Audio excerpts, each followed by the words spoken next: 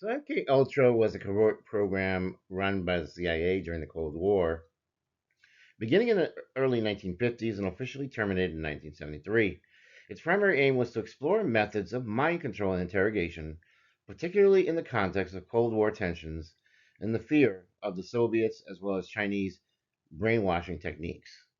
In terms of the origins and objectives, the program emerged from the CIA's interest in developing techniques that could be used for espionage and psychological manipulation. Following World War II, the US government was concerned about the use of drugs and psychological techniques for interrogation, especially after reports of successful brainwashing of American prisoners of war in Korea. The program sought to investigate various methods of altering human behavior, including the administration of drugs such as LSD or other psychoactive substances. Researchers believed that these drugs could enhance interrogations or be used to manipulate individuals. Hypnosis. There was a hope that hypnosis could be employed to control behavior or elicit confessions from the subjects. Psychological torture.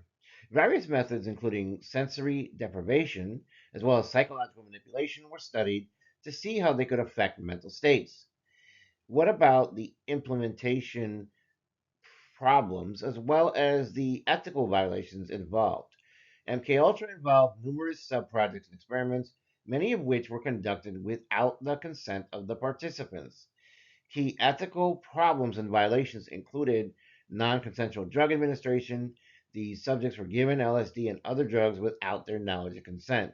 This included unwitting participants, such as hospital patients, prisoners, and even civilians. Unregulated experimentation. There were little oversight involved, and many experiments uh, were conducted in secrecy, often bypassing ethical standards and the usual protocols required for research. Severe psychological and physical harm. Some experiments have resulted in long term psychological damage, trauma, and immense suffering for the individuals involved.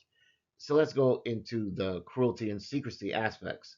The secrecy surrounding MKUltra reflected a broader pattern of CIA operations during the Cold War, marked by a willingness to prioritize national security over ethical considerations. The program exemplified a troubling aspect of intelligence operations where human rights were often disregarded in pursuit of strategic goals. In 1973, the MKUltra program was officially terminated, largely due to growing public scrutiny and concerns about ethical violations. Investigations, including hearings led by the Church Committee in Congress, revealed the extent of MKUltra and led to increased calls for transparency and accountability in certain government operations.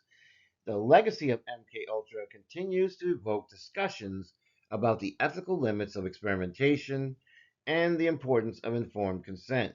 It remains a poignant example of the potential for government agencies to engage in inhumane practices under the guise of national security. The revelations about MKUltra, albeit shocking, have fueled ongoing debates about the balance between security and the need for human rights and the need for oversight in intelligence operations.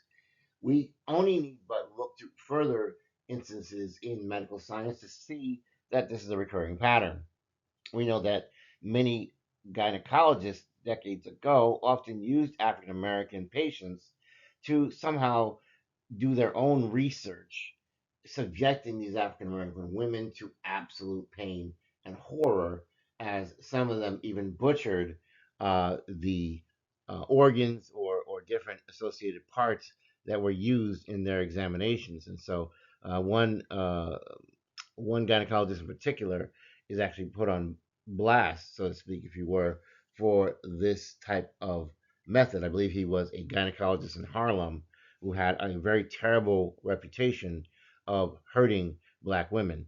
We also have the Tuskegee experiment as well, in which black subjects were told they were being treated for syphilis, and this occurred over numerous decades. I want to say at least 2 decades, and they did not know that all the while they were receiving no treatment.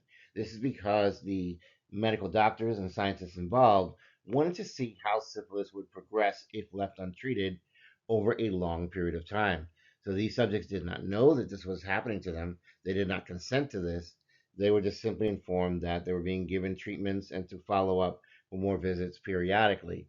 But the reality was that they were receiving a placebo, made to think they were being treated, but in fact, the doctors were simply studying their physical decline as syphilis worked its way through their system over years and eventually decades. This highlights the strong need for strong ethics when involving human subjects, whether in psychology, psychiatry, medical science, because quite simply, we can't treat human beings like this and feel that there's nothing wrong with this. This is highly problematic, and we must never let these things happen again. If you're new here, please like, share, and subscribe. If you are also looking for a new home, well, I welcome you to this channel. It's a safe space. In the name of Most High God, I wish you a good day and blessings.